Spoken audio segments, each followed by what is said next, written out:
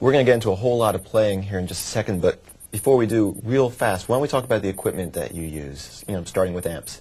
I've been using Marshall amps for a while. 50 watt? And yeah, 50 watt Marshall amps because I like the low volume. You can get tons of hair and distortion and everything. And I love the sound of them because they've got lots of low end and just something about the chunk that they get is really great. Now, I know you don't use a lot of effects on record because, they get in the way of the signal. Right. That's right. But on stage, what do you use? Live, I use, just a little bit of echo or maybe a little bit of reverb. I don't like to use a lot of effects live because the more stuff you put in your signal, the muddier it gets. So I just keep it pretty sparse. Now let's talk about this guitar. You designed this one yourself. Yeah, I did design this. It took me a little while. It was harder than I thought, but I came up with the exact kind of guitar that I've always wanted to have. The cutaway. I did this cutaway in the back because I love the way that looks, and I used some pretty unique woods. I've got on the top koa, a flamed koa top, and I love the look of flame, and that's a right sounding wood. And in the back, I've got mahogany, which is very bass. A lot of bass in the sound. So you put those together, and you've got a very wide range of sounds. And as far as the neck here, I found a wood called pau ferro. It's a Brazilian, very hard wood, and the sustain is incredible. Sustains for days. Oh yeah, it's great. The pickups are EMGs. Yeah, I've always used EMGs. They're great for me because they're really quiet as far as noise. There's no noise, and they're very loud. And this is a brand new EMG. It's not on the market yet, I don't think, but it has a coil tap in the humbucker, so I can get that single coil sound. Great. It's a great thing, yeah. And I don't have a tone knob. I disposed of that because I thought it was, why have one? You don't use it? No one ever uses one. I use a Floyd Rose, of course. Yep, always use the Floyd Rose. I like it because I can adjust the tone arm how I like it, and I'm one of the only players that I know of that uses that keeps it right here, right next to the strings when I'm playing. So let's talk about how you have your guitar set up. Okay. As far as action is concerned, I like it real low. I do a lot of tapping, as you know. Yeah. And so when the action is low, I can just really fly around the neck, and I like that.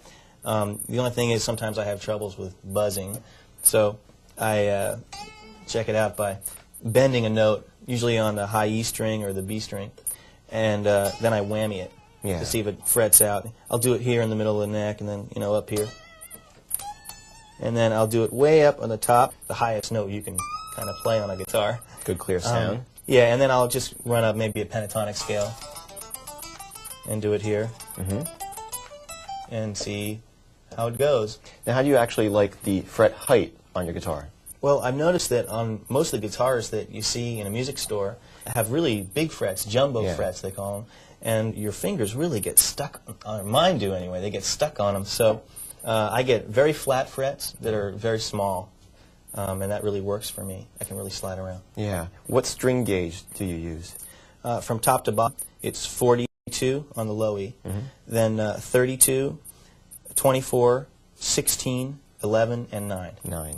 Now, unlike a lot of other hard rock players, you do something that Keith Richards popularized, Nashville stringing. Right. Which is something entirely different than this. So I strung this up. We happen to have right here guitar Nashville strung. Yeah. Which is really good for bringing out different tones on a record. Yeah, it really does work well. We strung it on the song Madeline on the first record. We didn't have a 12-string guitar, so I just took the top end of a 12-string set and strung up my guitar with it. Yeah. Top to bottom, it sounds like very different sound. Nice chimey sound. Yeah, and in Madeline, it will sound a lot different.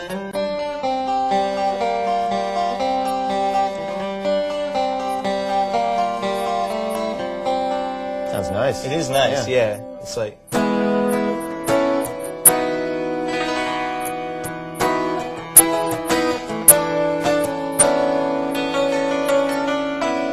So I can really bring out a track then, so all the tonalities don't sound the same. Yeah, especially when you're using distortion. It doesn't sound like it does, but it really does. Scales. Let's talk about how you specifically go about incorporating them into your work. Do you have any kind of method? Yeah, I do. It's pretty much by ear. I listen to the piece of music, and determine what kind of scale best suits it. Be it, you know, a pentatonic blues feel, or maybe it'll be Mixolydian, a real Egyptian sounding or something. But there are three scales that I use most of the time, which are the major pentatonic scale, which in A would be A, B, C sharp, E, F sharp, and A. And that kind of sounds like... It's kind of a country thing, or you can make it like blues.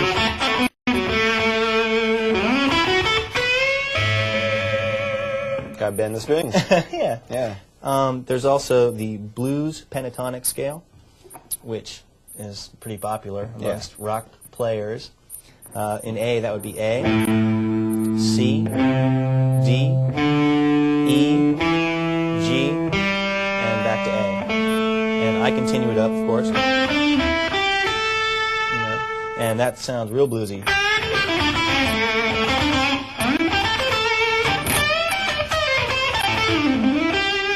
That's the sound of that. Finger vibrato and bending is essential there. Totally. Yeah. I use that more than anything. Also, a scale that I like to use a lot is the Mixolydian scale, which is a great word, Mixolydian. Mixolydian. But you can really hear it in Headed for Heartbreak. The beginning of that song is... Kind of a saxophone kind of sound. Yeah. Well, that's my tapping thing. But Mixolydian scale is A, B, C sharp, D, E, F sharp, G, and back to A.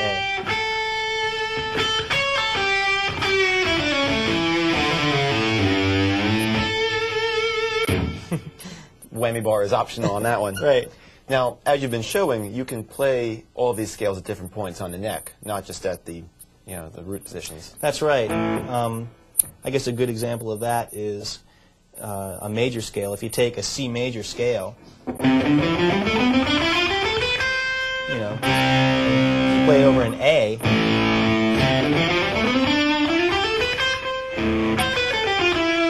it sounds minor. It's a minor scale over an A.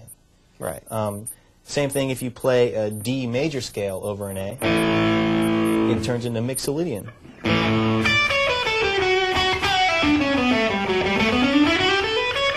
But if you hear it over D,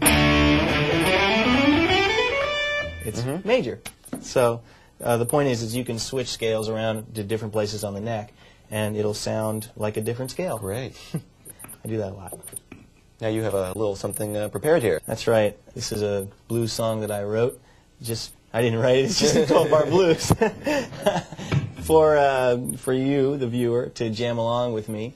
There's actually a section in it where I'll point to you and you can play along. I'll be using two scales, the major pentatonic scale and the blues pentatonic scale, both in the key of E. The major pentatonic looks like this.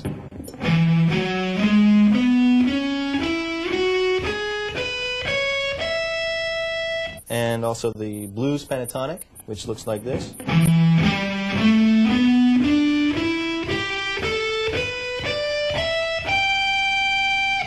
And that's about it. So get your guitar and let's get ready to jam.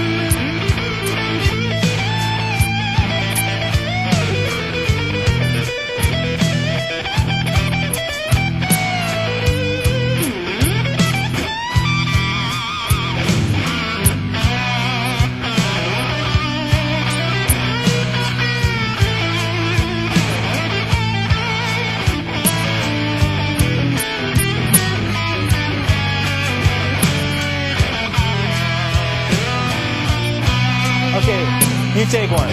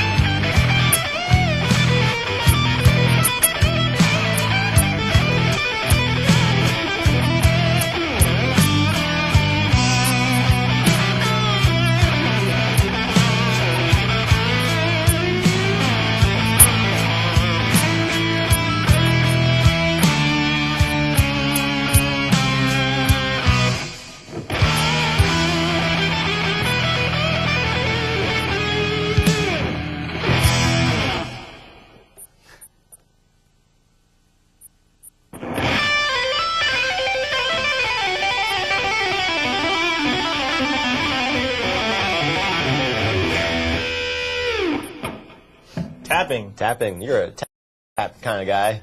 Yeah, I like to tap. Now, everyone has a different approach, you know, different method of tapping. How is yours different from other players? Well, I'd say the first thing is that I never use my pinky when I'm not tapping. So this is, in essence, my pinky. Okay. And it's got more strength than my pinky does. Obviously, I use my middle finger.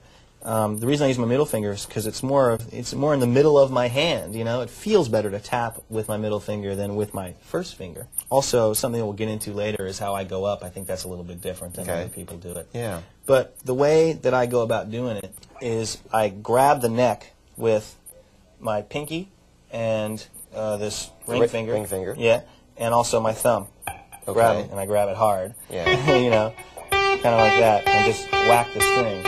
Okay. The most important thing when you're tapping is muting. Yeah. Because otherwise you'll have strings ringing out all over the place when you're doing it. And the way that I mute is any strings that are below my left-hand fingers, I mute with the flesh of those fingers. Any strings that are above the left-hand fingers, like if my fingers are right here, you know, the E and the A and the D, I will mute with the fleshy part of my right hand palm here, like so. So, example of that, if I'm going up when I tap, I'll mute with the flesh of my right hand. And if I'm going down, with my fingers of my left hand. Notice my right hand isn't even on there. Yeah. I'm sure everyone has their own approach, but where do you keep the pick in your right hand when you go to a tapping phrase? Yeah, it's actually pretty important. You've got to practice tucking the pick inside of your first finger if you're going to tap with your middle finger like I do. That's exactly what I do. If I'm doing a little lick,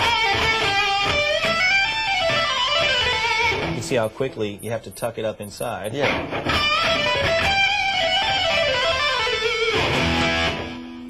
It really works. Cool.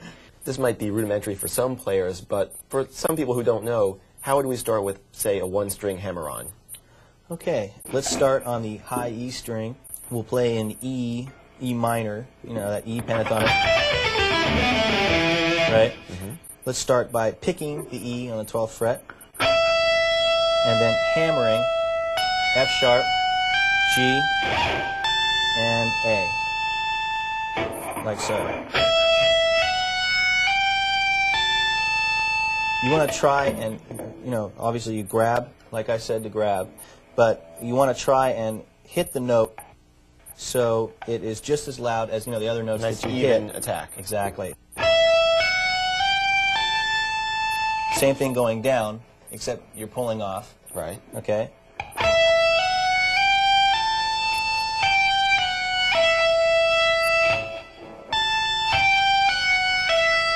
All pull-offs going down. Now, when you were first learning to tap, did you go about it slowly? I mean, everyone sees people, you know, going crazy and playing real fast. I mean, do you recommend that a player start slow? I started by just tapping one note, you know? Doing that kind of thing, you know? That was the in thing for a while. Now, how do we put it all together? Yeah, you put it all together, and it sounds something like this.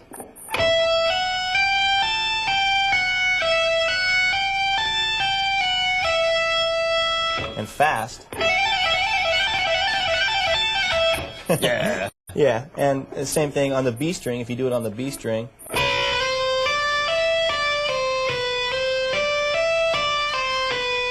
on the G string, still in E minor.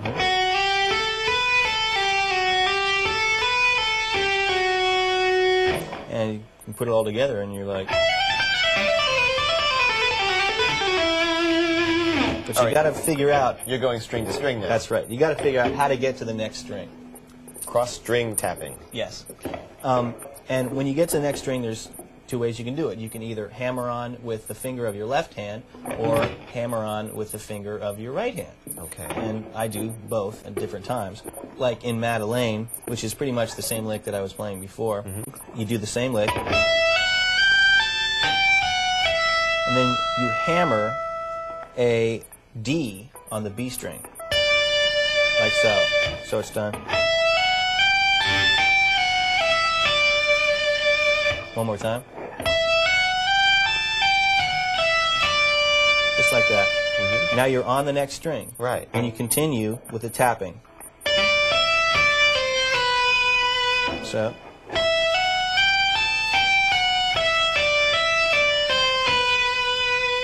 Same thing to get to the G string. You play an A on the G string. Same thing on the D string. You play an E on the D string by hammering. The whole thing again.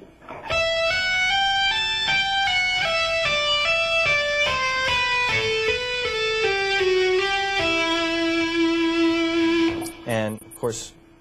to speed. Yeah, it's a speed, right. And I do that in Madeleine. Now if I wanted to go string to string using the right hand as my guide. Right. You do that.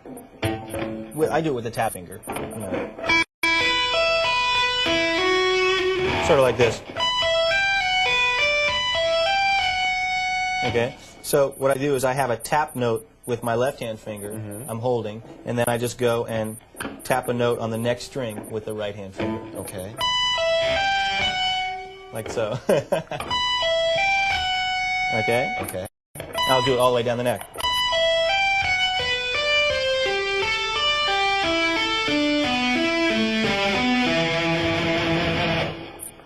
So like...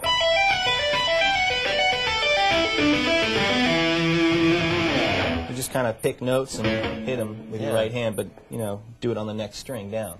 Anybody who's seen you play the solo to 17 has seen kind of a cool thing that you do. It's a real flashy tapping up technique. Right. It's something that I just figured out myself because I really wanted to be able to fly up a scale. Yeah. But I never could do it. And I see these guys who use their first finger to do it. They hammer on with their first finger to get up to the next string. Right. But I can never do that because when I play, my first finger hangs out too, just like my pinky does. Pretty much, you know, it just bars the strings. You know, I really don't move it much. So I'm not used to moving it, and I don't want to have to learn how to move it. So what I did was, I figured out a way to go up using the ring finger of my right hand, pulling off the next string. Let me show you what I'm talking about. You go up a E minor scale, let's say. Okay, and you're on a tapped note. And you fret the next note up in the scale, but lightly, you know. Fret the next note and pull off with the ring finger of your right hand. Like that. So it sounds like...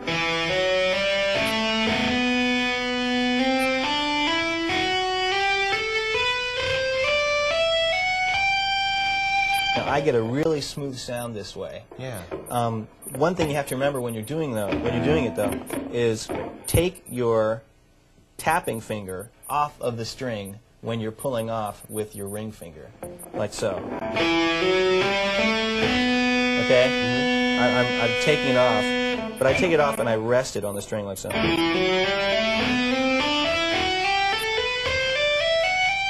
I guess I don't rest it on the string. I take it off. I take my hand off so it doesn't ring out. It's going up fast. And I can just, when I go up a scale, I can go up it and then go back down on one string like this.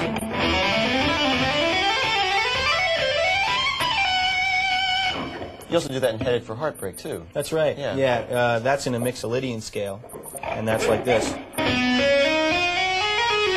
In C sharp? Yeah.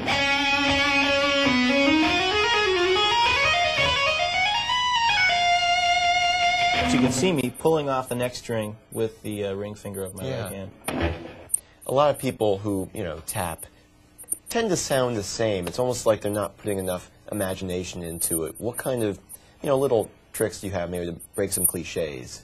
I have a couple things that I do. One of them is I move the tapping finger around. I don't just tap the same note all the time. Like, I don't just go...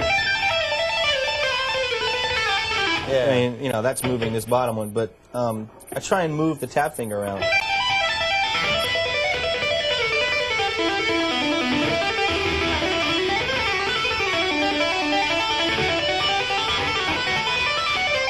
You know, like kind of like that. Already there's more variety to that than Right. what a lot of guys do. Yeah. Yeah. What's another thing? Maybe sliding it to Okay. different notes. Sort of like one thing I do, if you watch it when I'm going down this scale, I'll do a little slide now. Yeah, kind of like that.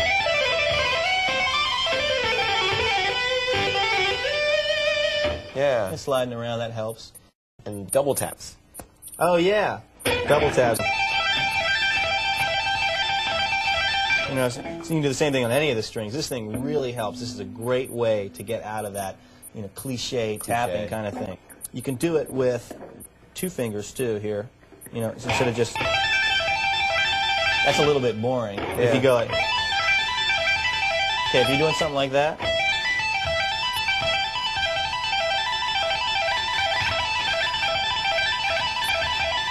That works really great. And you can do it like...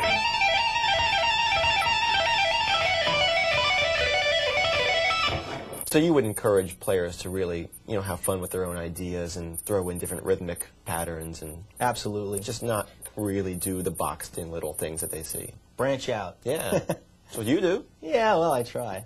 So I've got an example here of tapping, and I'll try and use all of the techniques that we just described, hopefully. Hopefully. So here it is.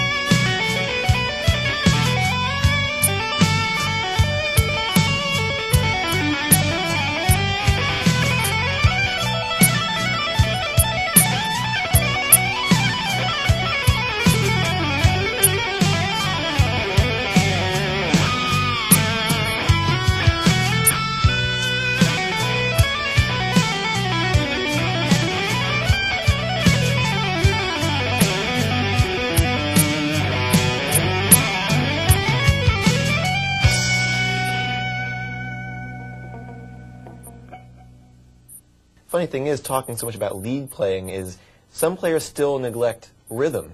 With good reason, I think. Yeah. You know, I can understand because guitar is a pretty glamorized instrument. When you want to be a rock star when you're a little kid, you don't want to go out and play rhythms. You want to go out and play solos. Yeah. And I understand that, but you have to know how to play rhythms if you're going to play with other people. That's all there is to it. And if you're going to make an album, you're going to be in the studio, you got to do more rhythms than you do solos. You have to have good timing. Exactly. So practicing with a metronome is a great idea. Or practicing with a record, even. I used to do that. That was my answer to that. One of the things in rhythm playing is it's important to mute all the chords that you play. Right. When you got distortion and you're going through a big Marshall stack and all that stuff. You don't want to be not muting any of the chords because it's going to sound like, you know, the same thing. A lot cleaner. A lot cleaner. Yeah. So keep your palm on the strings when you're playing. Not too hard, just very softly, and you can actually just mute it. As opposed to... Yeah. There's the sloppy way and the correct way. Right. One of the cool kind of traits about your rhythm playing is how you vary it with lots of cool little transitional lines. I do that a lot in my writing on purpose because I get real bored of just hitting chords. You know, a couple examples are on our new record, a song called "You Are the Saint, I Am the Sinner." The riff it's more like a riff than a rhythm, but it's.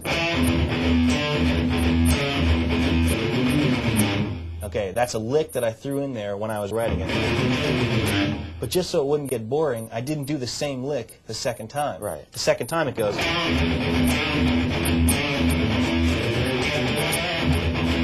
So that's actually a different lick than, you know? Yeah. Same thing in Poison Angel.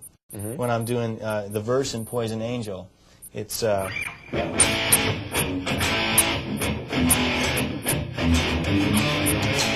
Okay, I threw a lick in there. That's what I do the first time. The second time I go...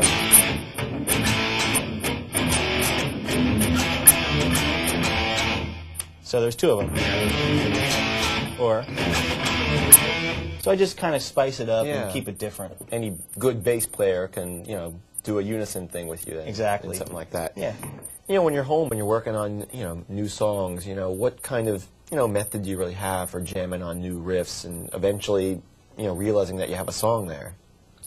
That's where arranging comes in. When you're arranging a song, you just have to kind of figure out what chords go well together. Yeah. And ultimately, what you want to do is build the song into a good chorus. You know, into a chorus that's going to really bring the listener in when he's listening to the song. So you just have to figure out what chords sound good together. Yeah. And that's basically what I do. You know, let's talk about a couple picking patterns maybe you might have. I mean, you know, you don't just do the same downstrokes, upstrokes. I mean... There isn't any set way that I do it. I really do it what feels the best. Sometimes it's one down, two up. Sometimes it's all down, and sometimes it's, you know, all up. It just depends how I'm feeling. But, you know, I can do it.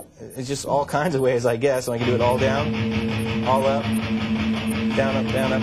It's like, you know, that's one way I have of doing it that I do a lot. Right. Two downs, one up. Two down, one up. Two down, one up is a big-time thing with me. So a kid can really just try and, you know, do different picking patterns on one string, two strings, three. Right. See which one works best for you. Yeah.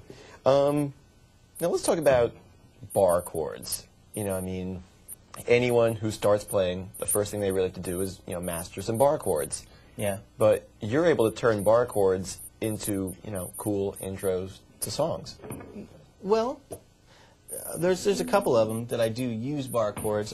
I take a bar chord and I'll do the old suspended fourth with my pinky a lot. A lot of people use that. I do that in 17, for instance, when I go. And I use the suspended fourth here and the major second. So it's like...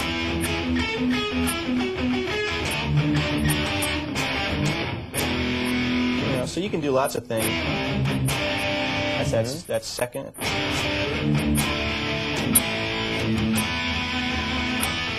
You know, also, I've noticed that you do a lot of fragmented chords. You know, you'll break the chord. That's right. I guess Hungry's a good example of that off the top of my head. I play an A chord a lot of times, just like this. And the way I do it is it's an E chord. And just the first two notes of that all move down one string, like this. Right. And then you play the open A string. And Hungry goes like this.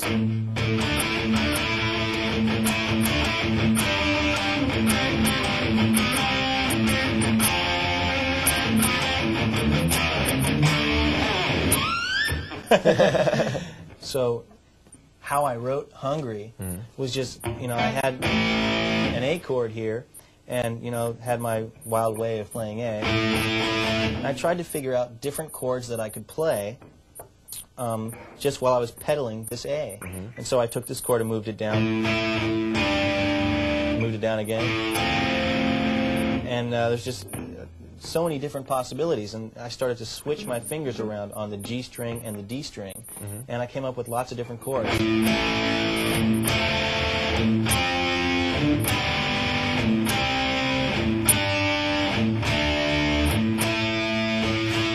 Pretty neat. Yeah.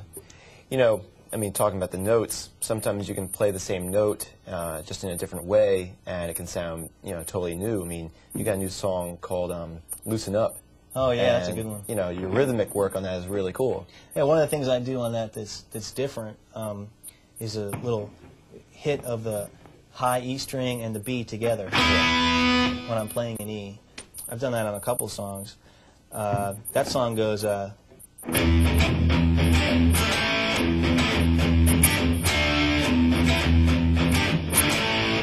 of a funky thing, but you can use that just like D and A. Right. Yeah. You can use that B and E hit anywhere. The way you find it is, let's say you're playing an A bar chord right here. You just follow your first finger down to the B and E strings and bar them, and that's where it is in A, an octave higher. But whenever you're just getting funky, you know, it sounds pretty cool. Yeah. Yeah.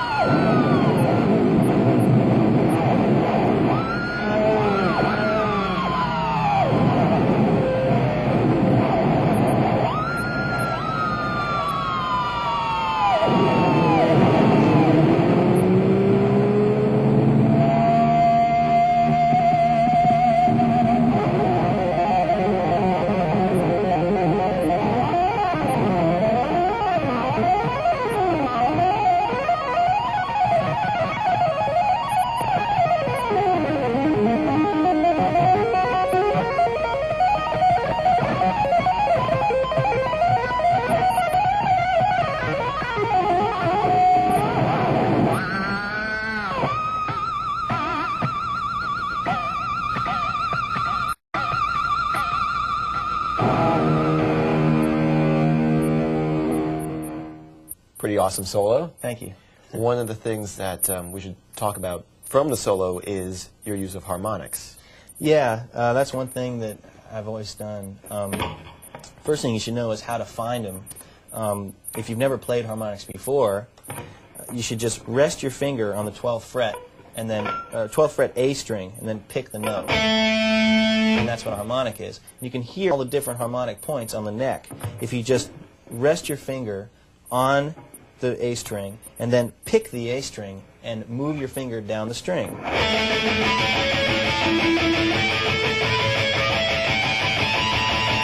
All those overtones are called harmonics. Now what I do is I whack them out at all the points where they sound. And basically it's over the frets where the position markers are. Like 12th fret, and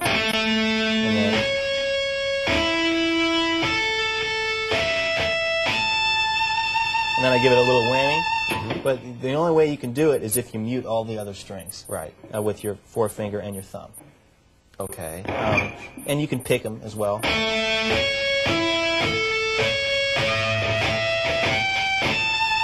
The really interesting thing is between the 2nd fret and the 3rd fret, there are 3 harmonic notes. Okay.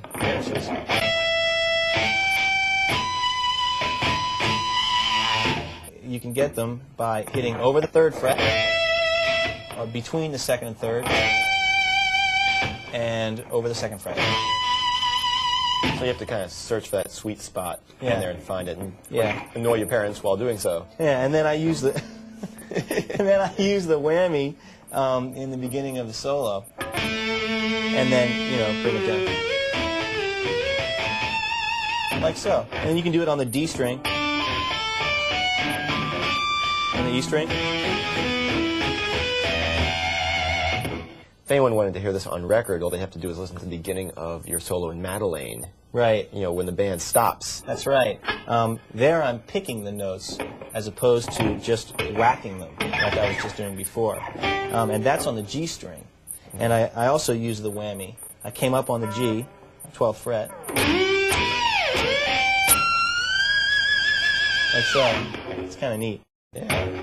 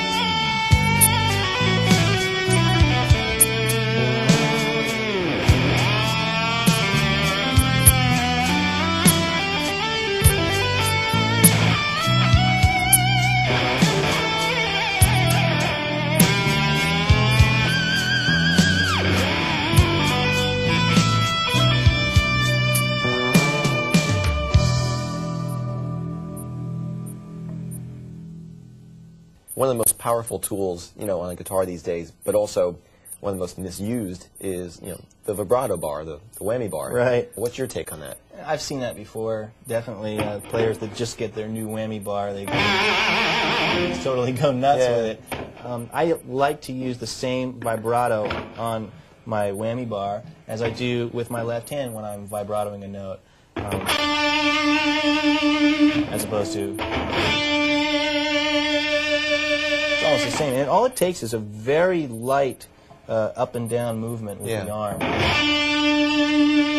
to get that effect, Much like a singer's vibrato. That's right, or a horn player. Yeah. We talked about this at the top of the video. You have a pretty tight whammy bar. A lot of players have a loose bar. That's right, yeah. Most of them that I've seen just keep it real loose. Yeah. When I play all with my hand in the same position,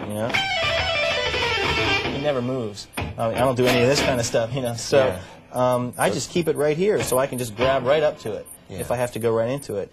And I don't have to take my pinky and pull it over like the other guys that I've seen do it do. A lot of wasted motion. It seems that way to me, but, oh well. How many springs do you have on the back of your I've got 3. bridge? 3 springs. There we go. There's 3 back there. And I think if you have 2, it does too much of this. it starts Yeah. to, and then I've never tried 4, so maybe one day I will. There's kind of, varying opinions about, having the bar set up for pullback. Some people block their bar so that Right, so it stays in tune. Yeah. Yeah, I don't agree with doing that because then I can't pull up on the bar at all, like not even a little bit. If I want to do my vibrato thing, I'm pulling up a little bit when I do that. Yeah. Also, I like to just go up with a harmonic and go up as far as I want. So that would really restrict me if I couldn't pull up, a long way. So I've got it routed out back here just to help me out. One of the things from the live solo you did was wavering harmonics. Right, this thing. Yeah. Yeah, I just like to take the note a whole step down. And once you can learn to do that, then you can make up little things to do once you hit the harmonic.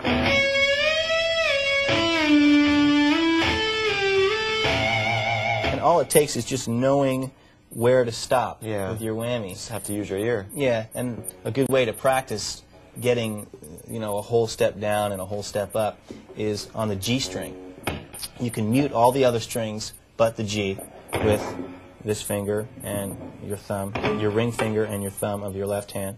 Then try and dive the G string down to an F.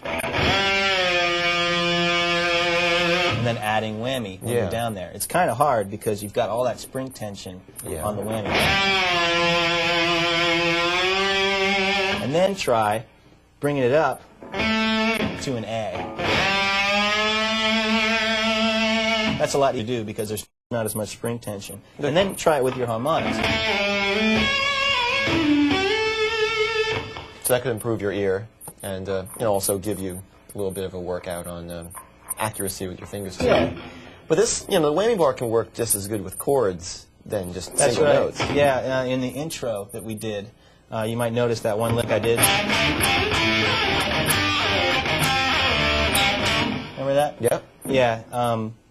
I like to just kind of pull anything that I can with the whammy, and you can get kind of a slide guitar sound.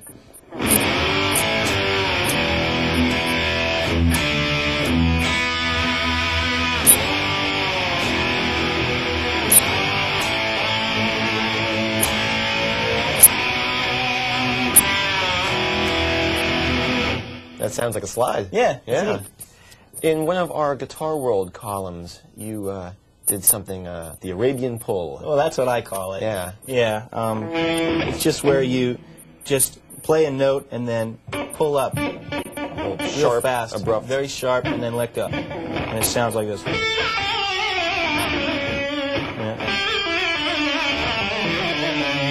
And that's the Mixolydian that I'm using there. That sounds very good with it.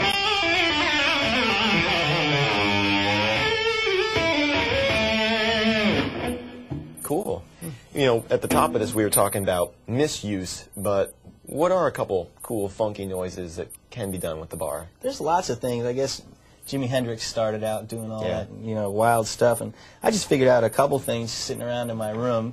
In Poison Angel, there's a break right before the solo where I take my middle finger and press it between the two pickups, like so, and then I reach underneath. It's a lot easier when I'm standing, but I reach underneath and depress the whammy. Like that. It's kind of a little thing. Another thing I do, I saw Adrian Belew do a long time ago, where you just kind of hit these strings and you get some noise in there.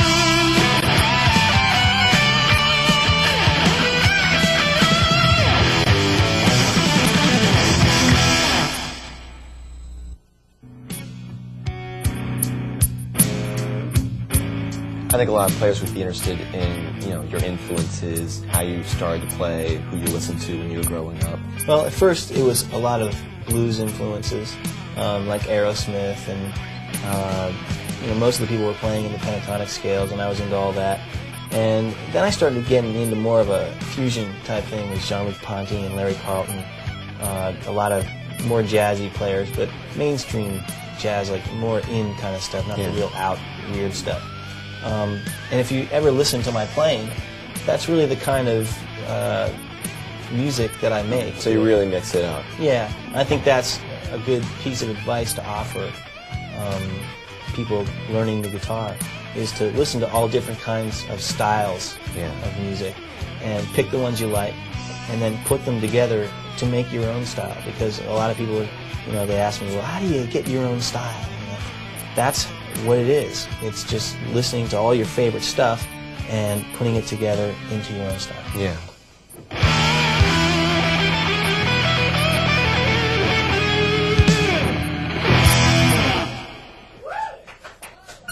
All right.